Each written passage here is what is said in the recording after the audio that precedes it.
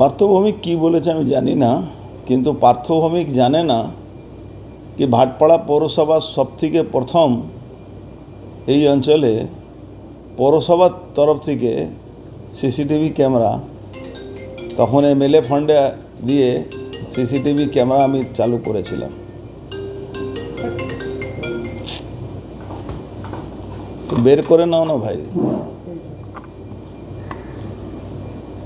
এবার খুন করলে ধরা পড়বে। তো বাড়ি পাশে খুন হলো, তো অজয় প্রসাদকে মারলো, যাকে ধরা পড়লো সে 1.5 মাসের মধ্যে ছাড়া পেয়ে গেল। নৈহাটিতে সিসিটিভি ক্যামেরা থাকা সত্ত্বেও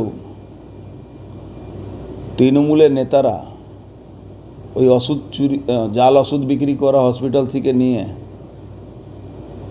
বালি পাচার থেকে নিয়ে, হসপিটাল থেকে দুর্নীতি, এই ওখানকার এমএলএ হসপিটালে সমস্ত ওষুধ দুর্নীতির সঙ্গে যুক্ত আছে।